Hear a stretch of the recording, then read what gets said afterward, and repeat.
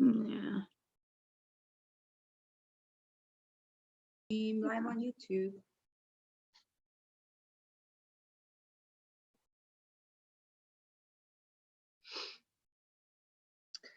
Okay. It looks like we're live on YouTube as well. Is it live on Facebook? No. Okay.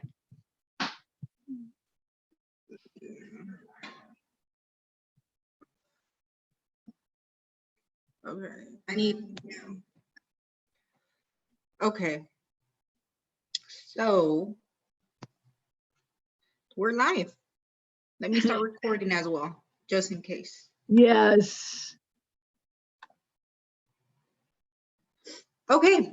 So we're live today on another one of our Pinche series, little series we kind of came up with during one of our calls. And this one is Pinche Ansiedad. So we were talking about it. I think we were messaging and we said that this is the other pandemic that is happening across the world, because a lot of people may not even know that they're having anxiety, but it's happening, or they may not know what anxiety is. So do you kind of feel the same way? Yeah, and I think talking about what's going on right now is so important, because anxiety right now, as weird as this sound, as ironic as it sounds, it's a normal reaction. It's a normal reaction to extraordinary events, because what is anxiety? Anxiety is a response to danger. Yeah. Your body starts to have fast heartbeat, you start to sweat, your throat closes up, you start feeling all these physical symptoms in response to danger. Your adrenaline kicks in.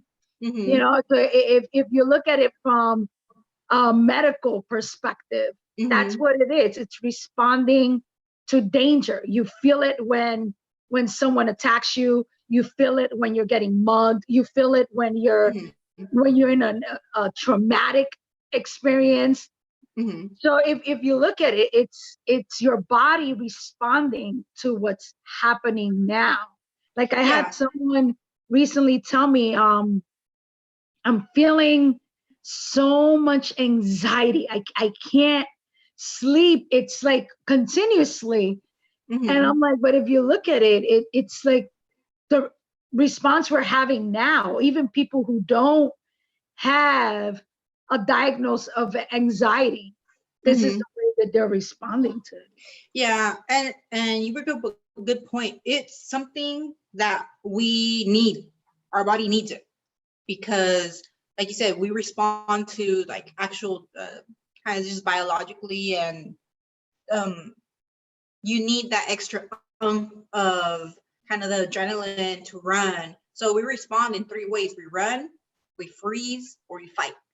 Yeah. So I think it's important for us to kind of see what does that look like, because it looks very different in every person. How I experience anxiety might not be how you experience anxiety, and vice versa. So it's very like, kind of just be, maybe I might freeze while somebody else might kind of have a lot of energy and need to do something like run or exercise to get that out. And I might feel more like I need to sleep. I don't have any energy. I need to just stop. I can't do anything. So we have like the difference of how is our body responding to this danger that we're like perceiving. And that's good that you say that, because I've been hearing from people this week, and last week is when they finally started to stay in their house, but they were saying, I just froze. And what does that freezing look like? People think it's just you pause in the moment and that's it, but freezing can look so many different ways for people. And when I've seen commonly in this case, in the COVID-19 case, is that the way people froze is that they kept going now. They couldn't understand the gravity. They couldn't understand stay at home. They couldn't understand the danger. Their body just froze. They were like, oh, I just kept doing my daily living. I kept going outside. It just didn't, they knew what was going on, but it didn't click because their body just froze. Their mind just froze. So I think it's important to talk about that what is freezing and anxiety? It's not just you freeze and don't act at that moment. It can be that you freeze for several days because those people are now saying, oh my God, why did I do that? Like, I don't understand why I reacted like that. Yeah. Why didn't I come into my house sooner? Am I infected? Do I have the virus? Now they're having the responsive anxiety, the drive kicked in, the heartbeat going up. They're sweating. Do I have it? Don't I have it? And everything else. But for the first 2 weeks, it was just like they just couldn't do it. Yeah, they're kind of froze that thought because it's too hard to deal with it. It's too hard to like think about it, process it. So I'm gonna keep this here. I'm gonna do all this other stuff so I don't have to deal with this. So that's like the response to this pandemic that we're seeing, which is COVID, is going to be different for every single person. It's not going to look the same. I think people have to kind of recognize that.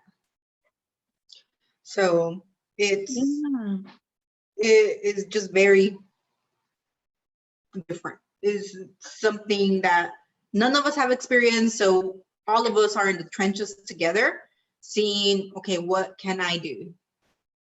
And how does like even how I'm feeling affect what I'm doing as well? Yeah. And I think depending on where you stand too, that anxiety is going to look different. If you're in your house and you don't have to work and now you have all your groceries, you're going to respond differently than someone who doesn't have money to pay their rent upcoming. They don't have food after this week, or they're in the front lines and they're dealing with the death and they're dealing with the trauma.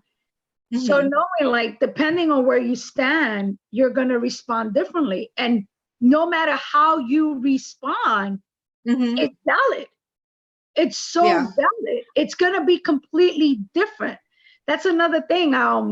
During this time, I've seen people, they're like, my mom is not responding like I'm responding, like, why doesn't she feel what I feel? Or why doesn't my friend understand that this is dangerous?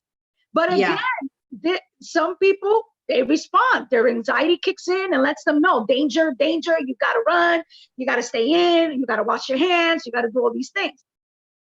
For other people, it's like they're frozen. And that's going to take some time to process and come to terms with.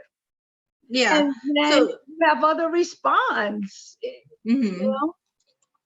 And then there's other people that their anxiety is like, oh, I need to go out there and do something. Let me go out there. And like our frontline workers, they don't have the luxury to fall into freeze.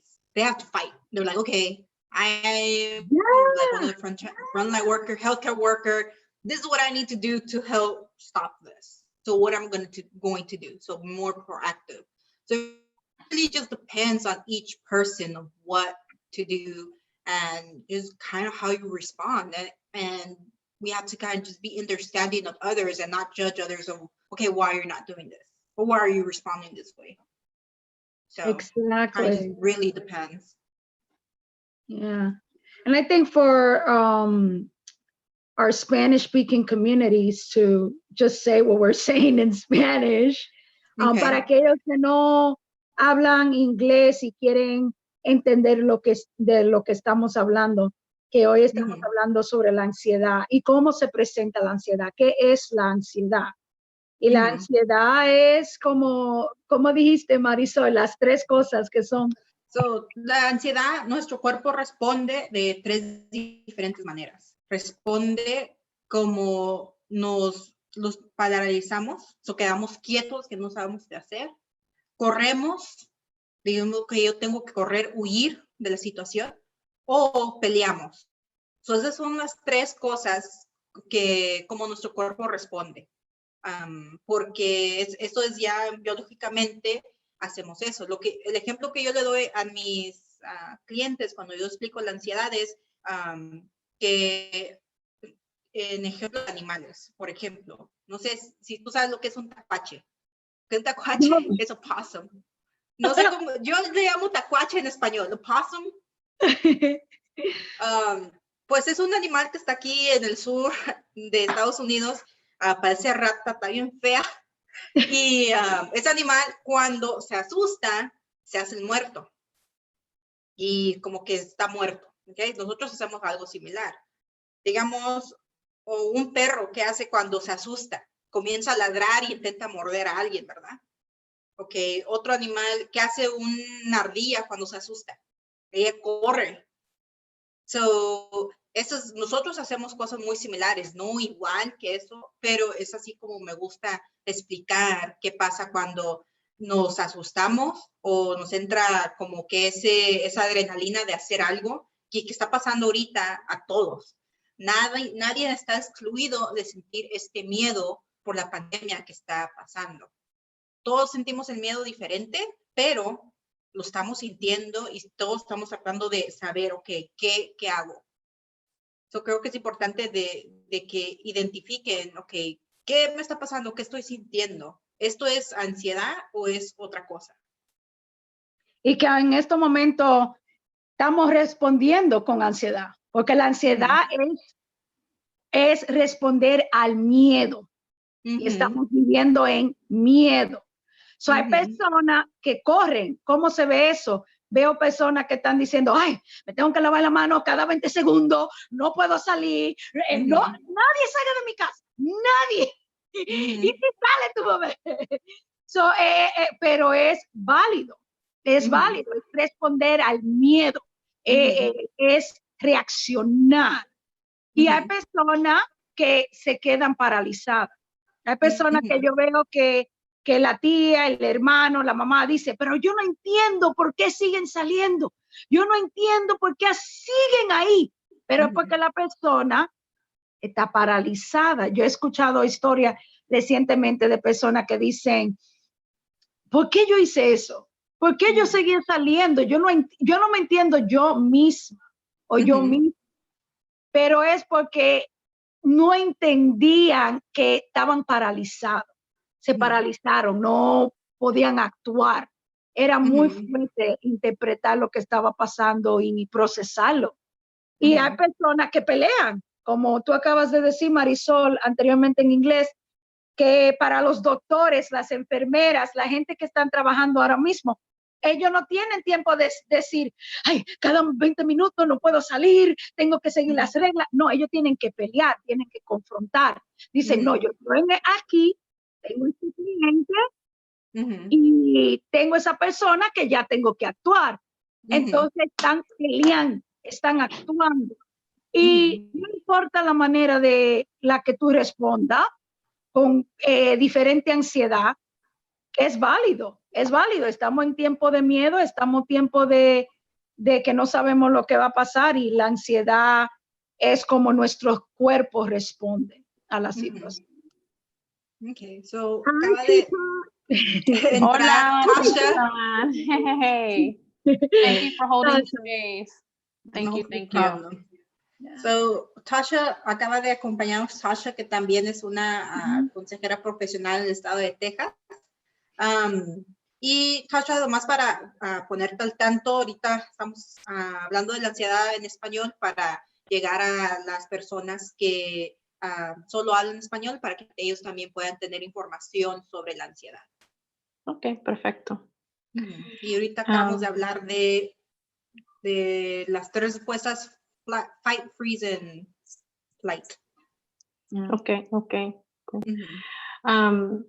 Entonces, me imagino que ya descubrieron lo que es ansiedad, ¿verdad? ¿Cómo se siente ansiedad? Hemos hablado que es muy común en la comunidad Latinx que describir la ansiedad lo hablamos en maneras de lo sentimos físico, que me duele el corazón o me duele el cuerpo, me siento tenso.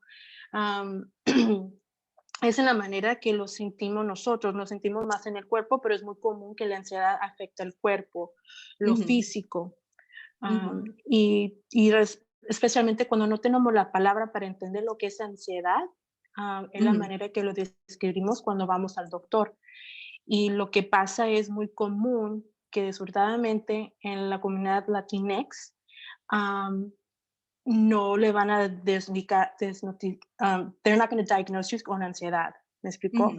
Entonces, pero me imagino que ahorita la ansiedad es el segundo pandémica, o lo que es el virus, que también mucha gente lo está sintiendo. So, yeah. Y sí, tiene razón, porque ahorita nosotros estamos dando el término ansiedad, porque nosotras trabajamos en la salud mental, nosotros sabemos, pero muchas otras personas no saben qué es ansiedad. Como tú estás diciendo, te sientes, por eso estoy diciendo, es importante ver esos cambios que a lo mejor no teníamos antes. Como ese dolor de cabeza, el dolor de cabeza no se me quita, o no puedo dormir, me despierto en la noche, siento que el corazón se me acelera, siento una presión en el pecho. Y lo que pasa es que muchos, creo que lo hablamos ya en un otro que platicamos, que los síntomas del COVID, del coronavirus, son muy similares a ansiedad. No todos, ¿verdad? Pero, por ejemplo, el no poder respirar, el sudar, el temblar. Tú comienzas a sentir eso y especialmente estamos viendo las noticias y vemos y dices, no puedo respirar, tengo yo eso. Y después sentimos bien feo porque te sientes que te estás muriendo. So, es de que, ok, ¿qué tengo? Yo me río porque me ha pasado a mí. Y yo digo, oh my God, tengo COVID. Pero ansiedad. Yeah. And just to translate in English, do you wanted to say that in English, Marisol? That we have to be aware of what are some of the anxiety symptoms, because they're very similar to the COVID symptoms. Tightness in the chest, shortness of breath, you can sweat, other people shake. So not everybody presents anxiety like that, but those are some symptoms of anxiety. So if you're hearing the symptoms of COVID and you're experiencing that, you're like, oh, do I have this virus now? And that's even more frightening, and your body goes into overdrive. So it's like, try to do some coping skills, some deep breathing to make sure that you can bring your level down. So, and if that resolves, you're like, okay, well, might not be COVID. Yeah. And I think we talked about, last time we met, and it's so good to connect with you too. It has been a very challenging week, and I'm sure for a lot of people. We're going, I think, I haven't been in my office, I think 3 weeks. And I know we've been hunkered down for 2 weeks, it feels like. And there's one of the things that contributes to anxiety, it is incertidumbre, right? And the uncertainty that contributes to maybe folks that never experienced anxiety before are feeling it now, right? How much longer is this going to go for? Not being able to mobilize as easy as we used to, right? Like the things that we take for granted of, I just want to go to the store to get a loaf of bread. Like you have to be strategic now when you order groceries. But that's one of the things that I wanted to say, is that to each breath, there's an emotion connected to it. And that's why there's an emphasis of breath, connecting, because that helps you kind of slow down the brain, slow down the body, because our body is in overdrive right now. We're exposed. Like, our reality is we can't get away because we can't go to places that normally would have helped us connect. So la incertidumbre está causando mucho miedo, temor, ansiedad, obvio, Y una de las cosas una de las medidas que yo como terapeuta uso para distinguir si uno está teniendo problemas o si tiene síntomas de ansiedad, te voy a dar unos ejemplos. Por ejemplo, ¿se ha sentido nervioso, ansioso o con nervios de punta? ¿Right? O hacerse incapaz de parar de controlar su preocupación. Se ha preocupado demasiado por motivos diferentes. Ha tenido dificultad para relajarse. Ahorita, ¿quién se puede relajar, verdad? Ha sentido tan quieto o que no puede. Se nos cortó Tasha. A lo mejor tuvo un problema con su conexión. Pero sí, lo que Tasha está diciendo son muchos de los síntomas de ansiedad. Solo porque a lo mejor nunca han pasado por esto, obviamente nadie, pero no quiere decir que no vamos a responder de esa manera. Es una manera, como estaba diciendo Alicia, que es natural, normal responder como estamos respondiendo por la situación en la que estamos ahorita. So, es muy... Ok. Ahorita a lo mejor se conecta otra vez, Tasha. Pero quiero, ahorita si alguien lo está viendo live on YouTube, si tienen alguna pregunta, pueden mandarla. Y yo estoy viendo aquí ahorita las preguntas y vamos respondiendo como lleguen. So we have questions? No. Oh, okay. If you have any questions, feel free to send them through the YouTube chat. If you're watching us live, so we can respond to them. Yeah. Yeah. So what have you seen like around yourself or others that are kind of the differences in anxiety that you've seen? I think that because you know that I work with different clients with mental health and seeing the self-diagnose right now, like Okay. I am having anxiety, or that's a diagnose. And I think that right now people shouldn't diagnose themselves, or there shouldn't be this diagnoses. Because it's okay. Welcome back. No contaban con mi astucia.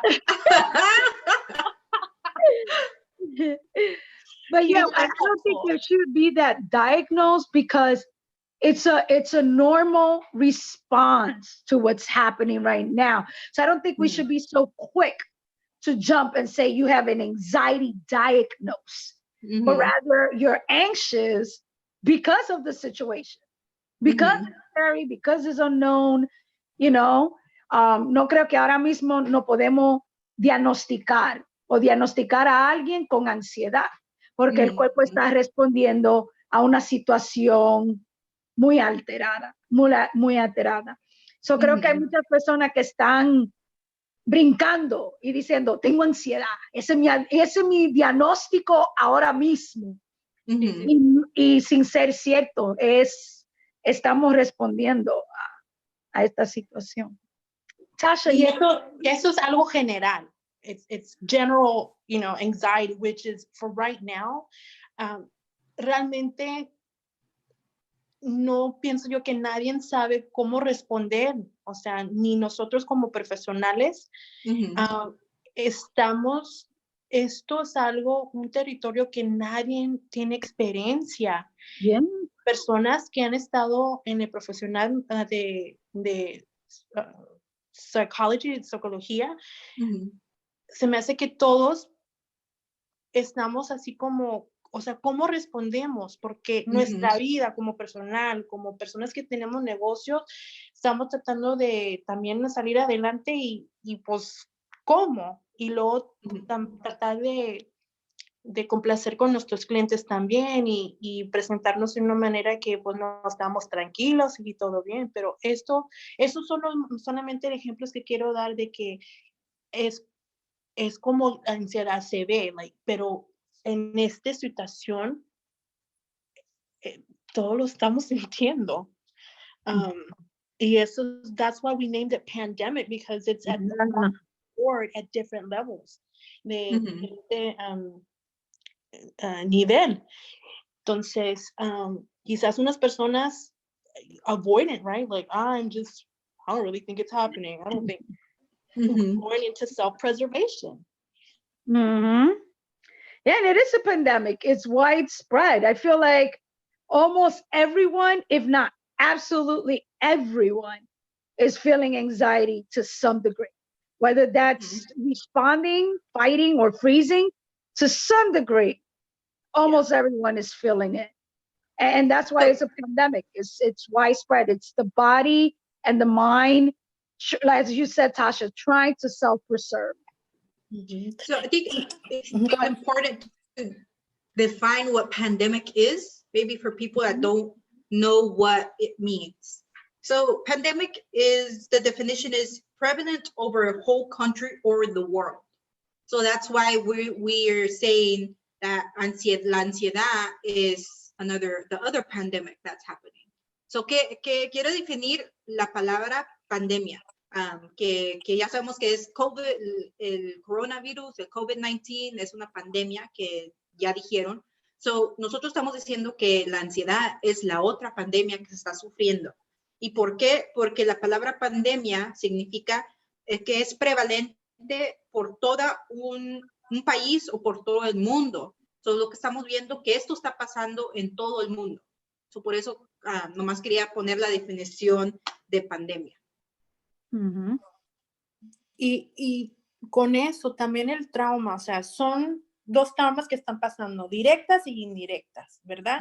Las personas que, como los doctores, las enfermeras, los que están en pleno asistiendo a los pacientes que vienen y que tienen el virus, ellos directamente están teniendo la experiencia con el trauma. Y nosotros, las personas que estamos viendo por la tele o estamos leyendo por sociales de internet o redes de internet, esos son traumas indirectas que los afecta en nuestro, si estamos tranquilos en nuestro hogar, si estamos irritables, si pérdida de sueño, porque si estamos pasando mucho tiempo leyendo, viendo por la tele o, por ejemplo, les voy a dar un ejemplo, mi papá todos los días me habla como cada 2-3 horas, ¿y qué está pasando en Houston? ¿Y qué dicen? Y pues aquí, ¿qué es esto?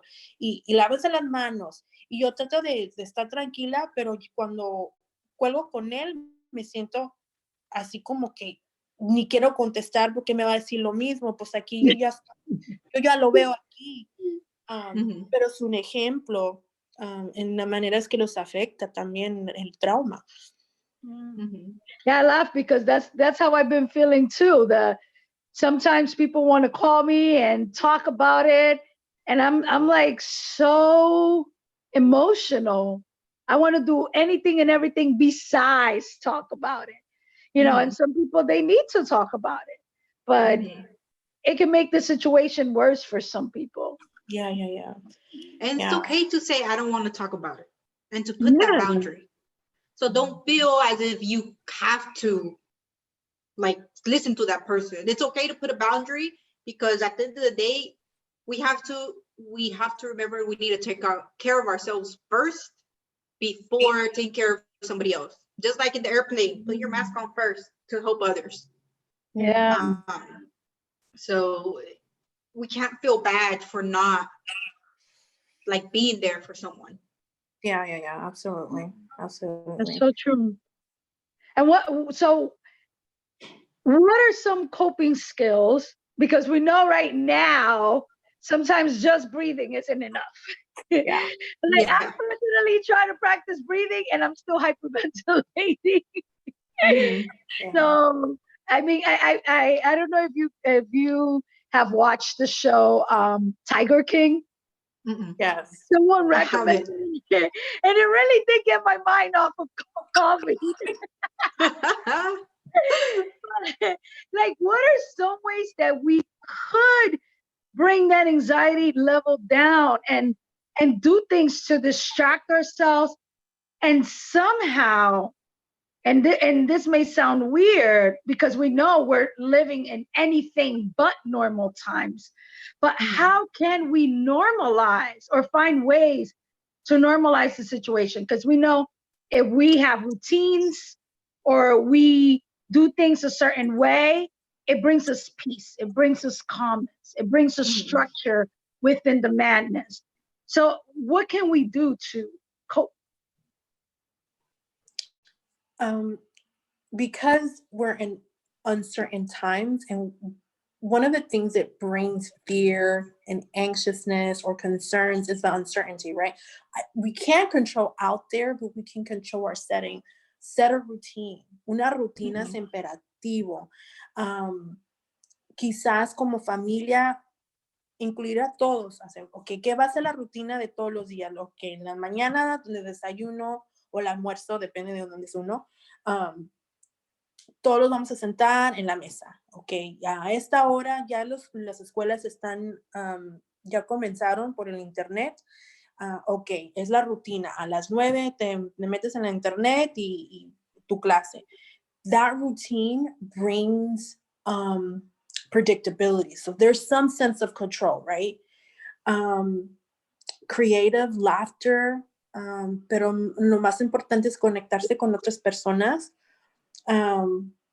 Por ejemplo, si por los domingos siempre iban a la iglesia, ok, háblale a un hermano, una hermana, el pastor, es un ejemplo. La rutina es súper importante en este momento, porque lo de afuera no tenemos control, pero tenemos control en nuestro hogar. Lo mejor que podemos, ¿verdad? Sí, creo que eso es muy importante y tratar de hacerlo aunque no queramos hacerlo. Porque sí es bien fácil, pues no tengo nada que hacer, me voy a despertar más tarde. I mean, sí, está bien 1 hora más, pero no despertarnos súper tarde. Porque eso nos va, y como estabas diciendo, nos va a ayudar a regularizar. Porque nosotros lo que inconscientemente necesitamos saber qué es lo que va a pasar a cierta hora, qué va a pasar para tener ese control y no estar con esa incertidumbre de que qué va a pasar, no sé qué va a pasar, pero si ya sabemos que a esta hora voy a hacer esto, pues ya me da esa tranquilidad. Especialmente para los niños. Así, a nosotros adultos nos sirve, pero especialmente y específicamente a los niños, que ellos sí no tienen control sobre nada. Nosotros los adultos controlamos básicamente la vida de ellos. ¿Y escuchas? Oh, there. Okay. You're back.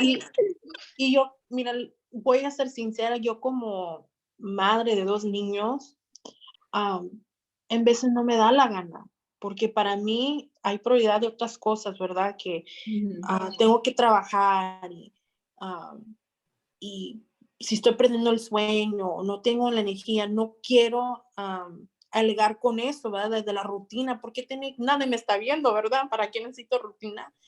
Pero las cosas se manejan un poco mejor cuando se siente que hay seguridad en el hogar, que hay seguridad entre familia, ¿verdad? Entonces, lo que quiero decir que yo les entiendo si en veces no tienen la gana, bueno, el día de mañana lo puede volver a intentar, que no esté enojado con sí mismo porque no la regué o no soy buena madre o padre, síganla intentando y pues va a ver que de repente va a haber su rutina, pero todo su tiempo. Ahorita estamos en una situación que se los voy a repetir, que nadie realmente sabe cómo manejarlo. Y pues lo poco que sí sabemos, lo que sí sabemos en este instante, sí sabemos que sí ayuda y sí trabaja. Entonces vamos a tratar de hacerlo en nuestro hogar si no lo podemos hacer afuera. Yeah. And I think besides having a routine, a daily routine and that structure, finding things that get you off of thinking about COVID. whether that's Tiger King or some other thing. Like, find something, find a show, find someone that you can talk to about other things, or listening to music, or dancing, or exercising, or taking a walk around your house, like something that gets you off of thinking about it. Because I know for me, I was like on a clock, just thinking about coffee, coffee, coffee, coffee, coffee. There's the death. Oh my God, now it's written. Oh my God, someone else died. And then that just makes things worse. It makes you feel so much worse. So just finding things to get away from it. Yeah, Get away I from think it. Like, understand avoiding I have news. no control. No control. Like, I have no control. Even if I get sick, what am I gonna do? I have no control. So I'm like, you know what? No, I can't continue to think about it. I'm gonna listen to the news, but at my own pace, when I want to, not all day, every day, and listening to something else, like doing completely something else, nothing in relationship to it. Yeah, I think like news, we listening to like credible sources and not any type of news, because there are some news media that we know are not as reputable as other people, that they may exaggerate some things that are just going to cause us more stress and anxiety. So listening to getting your like from reputable sources, and trying to limit how much news we consume, because they're just going to report negative stuff. So Yeah. looking more positive, also arts and crafts, keeping like manualidades, keeping you busy, grounding, Mhm. like instead of going on that, I call it a train to nowhere or to stress and anxiety, stopping that by grounding yourself. Where am I right now? I'm in my house. I'm safe in my house. And like using your five senses to get like grounded in where you're at, instead of being up here in the unknown, because that being in the unknown is very scary. Mm-hmm. And knowing, I think, I read a short book that someone said, like they sent pictures of it. I forget the name of it, but it was so good. It was so interesting. It was about that human beings, we struggle with the unknown. That's why, like, death is such a taboo topic. Even though it's certain, it's the one thing that we know 100% is certain. Like, we don't know if we're gonna lose a job or gain a job or go back to school, because God knows we can get sick. Like, there's so many things that can happen in our daily lives, but death is certain, and yet it's the one thing we can't deal with. But it's not because of death, it's because of the unknown. Where do we go after? What does death mean for us? And the unknown is something that like really triggers human beings. So the book was talking about how becoming aware that you have no control is healthy.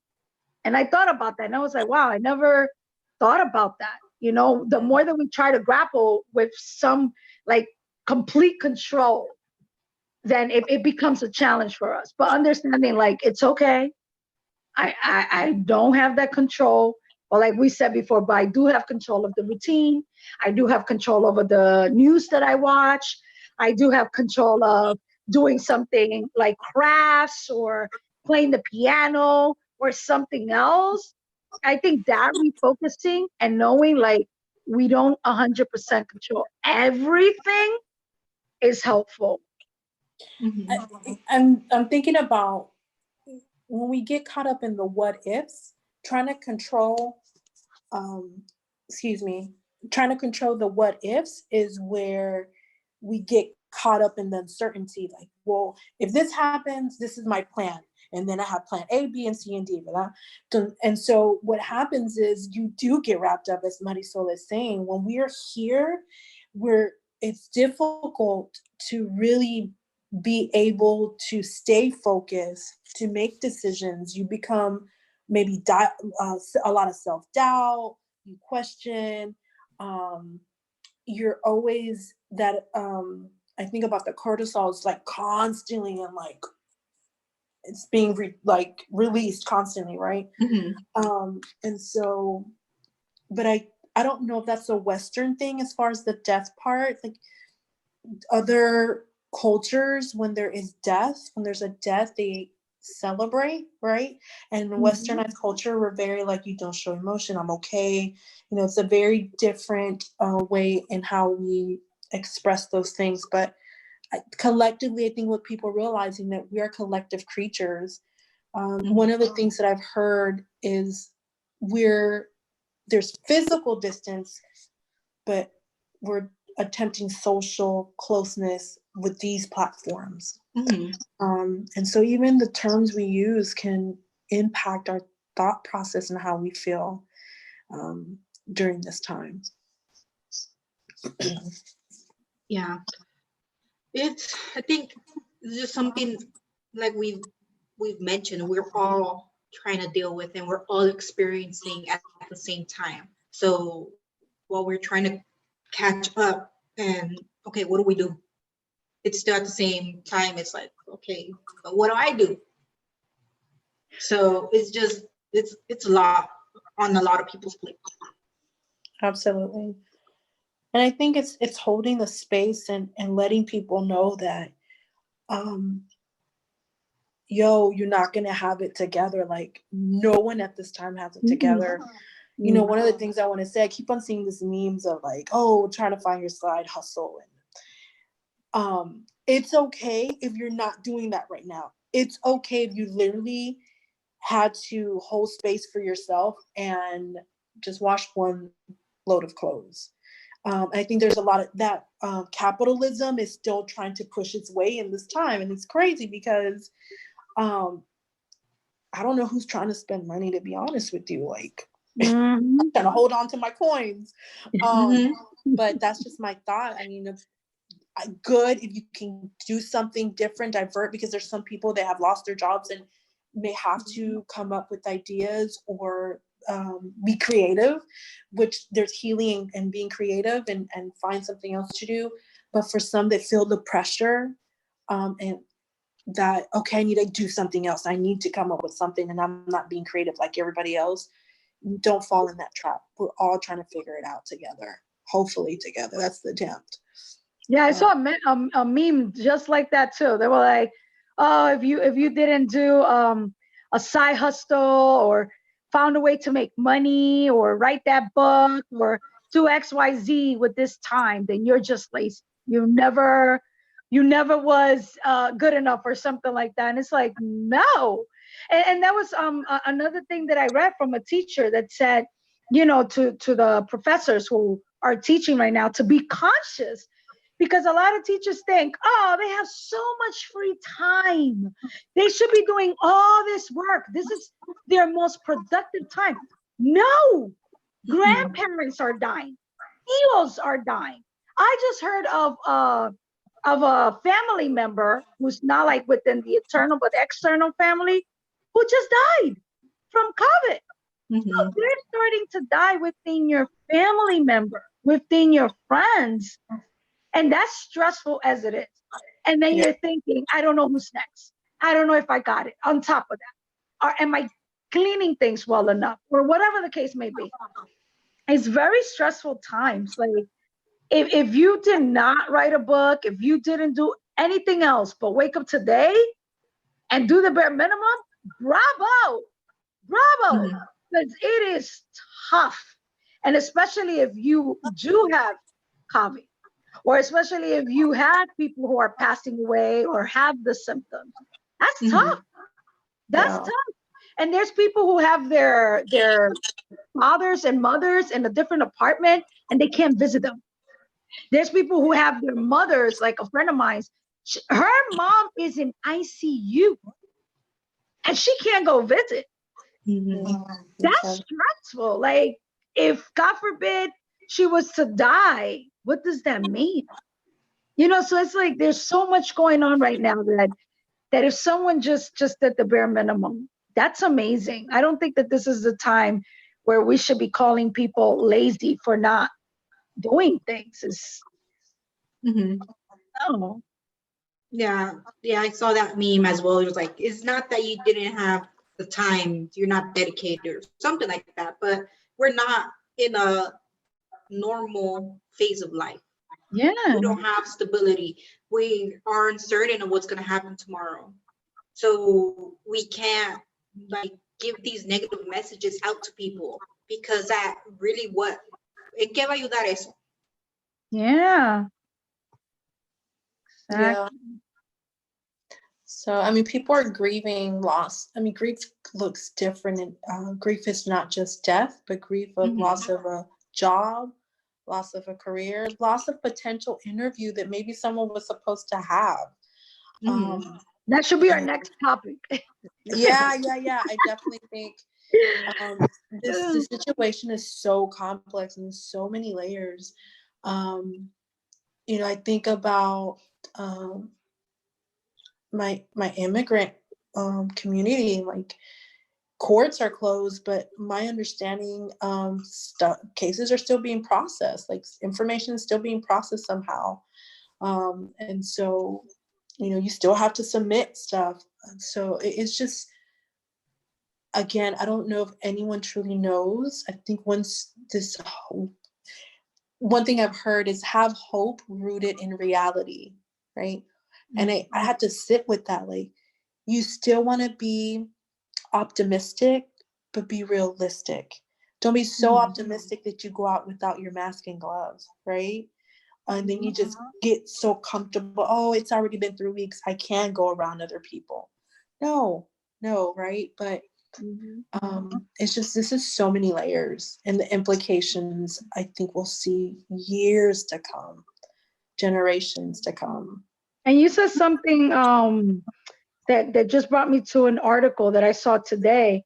Eran mujeres indocumentadas en el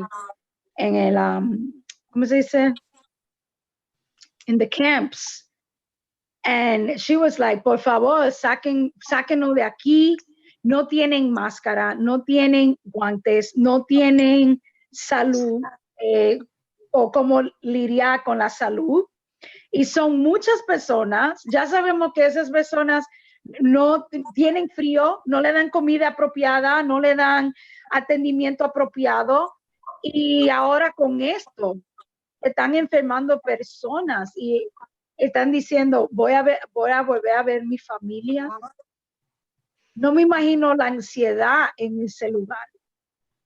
La ansiedad que están sufriendo las personas indocumentadas que están en las celdas.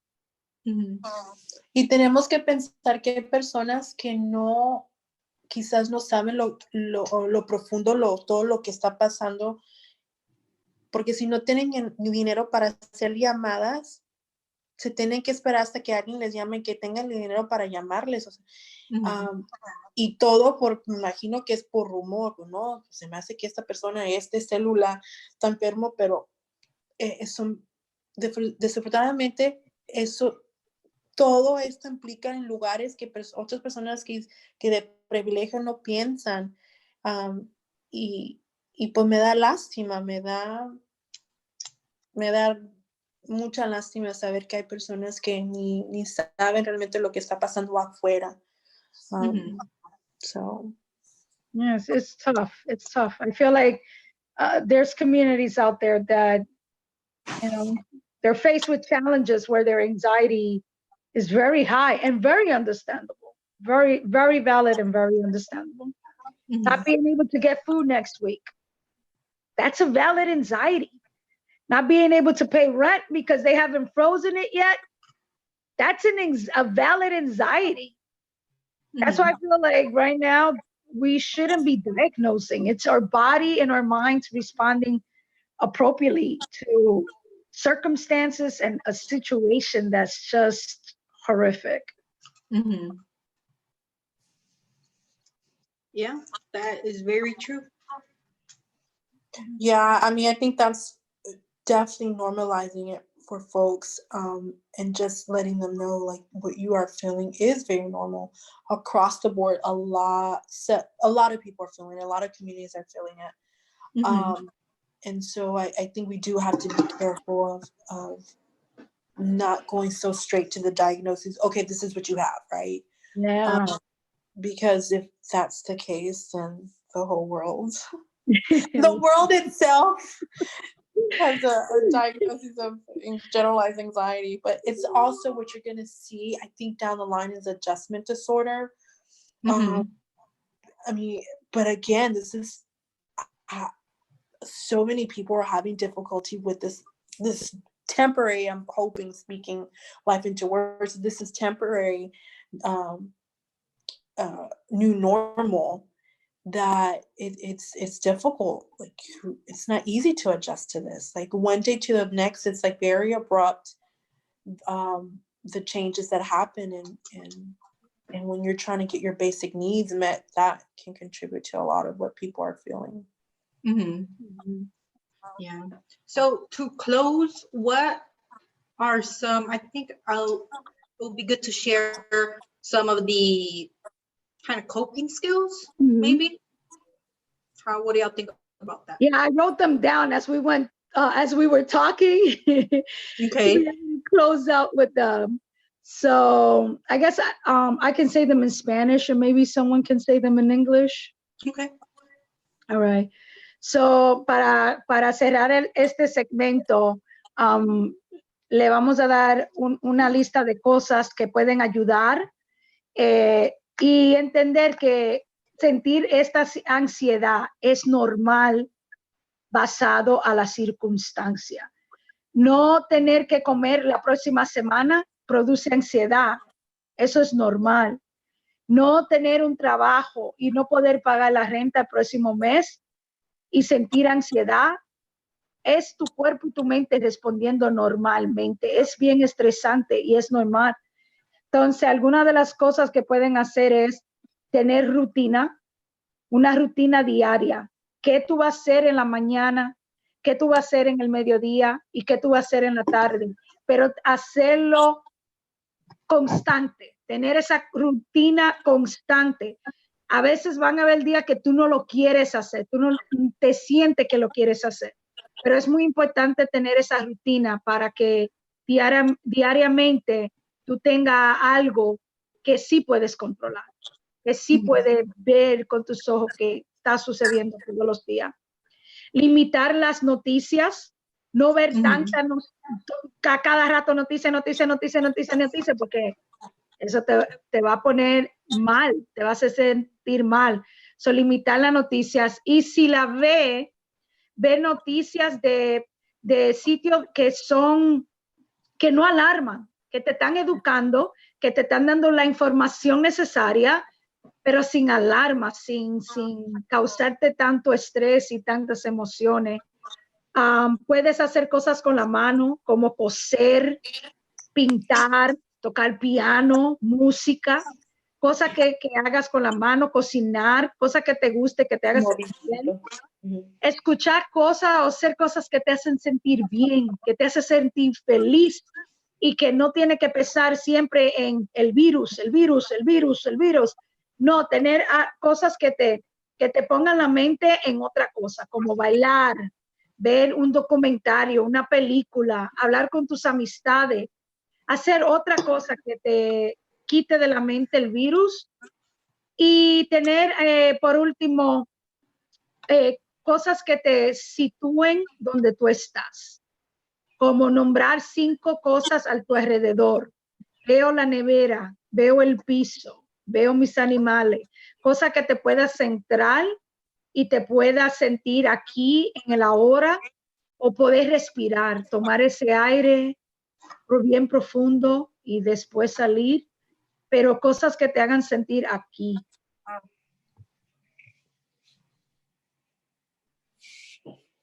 Marisol, got it? Yeah, somebody wanted to do it in English. I was writing it down so I can do it in English. One thing I do want to add is peripheral. Connect with people that maybe you haven't talked to in a while. People that are healthy relationships that maybe over time, like old friends and just connecting with others that you haven't heard in a while. Sometimes I've received messages, hey, how are you doing? Just checking in. And that has brightened up my day, especially if I haven't heard from someone in a while. That is something that we could do as well, to brighten up our own days. Yeah. Okay. So some of the coping skills we talked about and we already shared in Spanish is having a routine. It's very important to schedule a routine for yourself, to have that normalcy as much as we can at this time, even though we're not living in normal time. So waking up in the morning, having breakfast, having lunch at a certain hour, having dinner, scheduling kind of different things throughout the day. That way you already know what's going to happen. And your body gets that sense of, okay, I have some control and I know what's going to happen next. So we kind of get rid of that uncertainty throughout what we can control in our home, especially for the kids. Also limit the amount of news you're looking at. And if you're going to look at news, looking at reputable sources, like going on to the CDC or other health authorities, instead of just seeing different news, because we know some news agencies kind of or only share negative things, or they kind of exaggerate. So that just brings up more anxiety, more stress, and more worry. So we want to kind of reduce that as much as possible. Another thing to do is like arts and crafts, maybe knitting, scrapbooking. I mean, there's a lot of million different things you can do for arts and crafts. So you can kind of distract yourself from getting on that kind of what if this, what if that, what if this, and that just kind of is not good for anyone. Just doing things that make you feel good, whether that be dancing, walking, sitting outside. I know one of my things I used to do when I was a kid, I loved like laying down and watching the clouds. And that would just bring me so much peace. And I forgot about that until recently. I was like, I want to just like sit and watch the clouds. So I get my hammock out and just lay there and just look at the clouds. And that is just kind of peaceful to me. So maybe even remembering like things you enjoyed as a child and doing that now.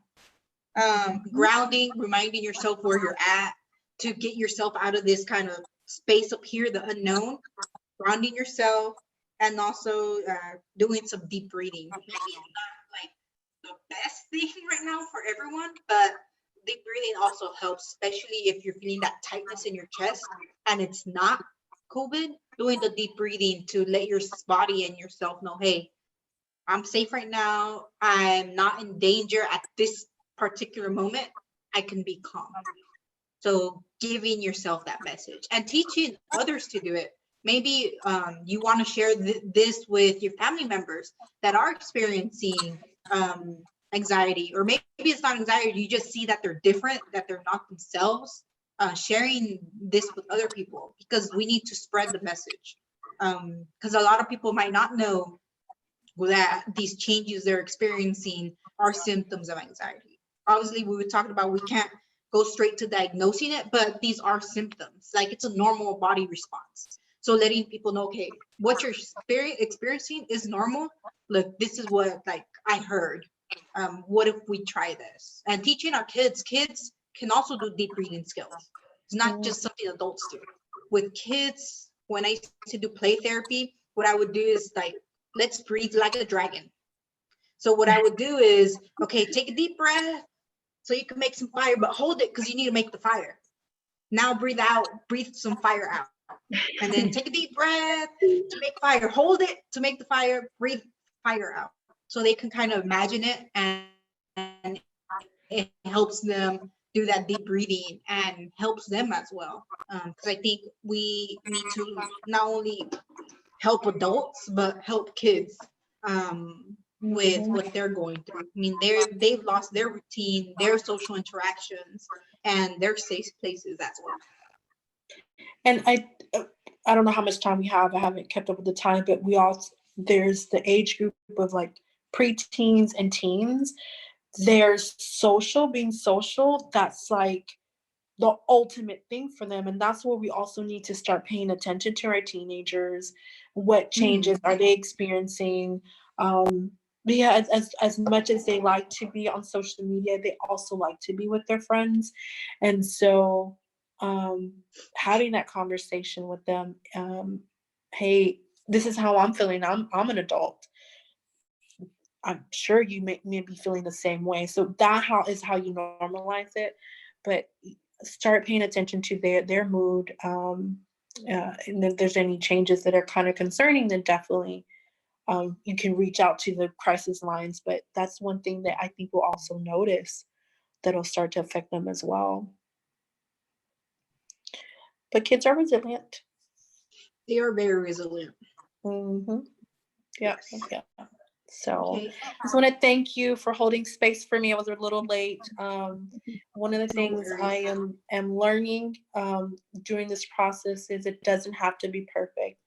Just show up. It doesn't have to be perfect. Just done is one of the things that found out too long ago, one of the groups that I follow.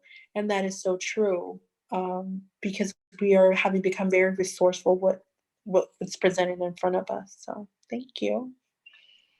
No worries. Yeah, yay. That's my slogan. No worries. Okay, any final thoughts before we end today? No? Okay, well, I think my final thought would be just remember we're all going through this. Everyone shows response to this differently. A way you're responding just because it's different from someone else doesn't make it wrong and doesn't make it invalid. So just make sure that you give yourself grace and understanding to yourself if you're not functioning at 100% or unable to do things that you were able to do before all this happened, that it's okay, that it's normal, that you need to give yourself that space as well. Okay, ladies, it was un gusto estar aquí con esta plática otra vez. Yes. So we will schedule and I'll post our next one. Yes. Can't wait. Bye. Bye. Bye. Bye.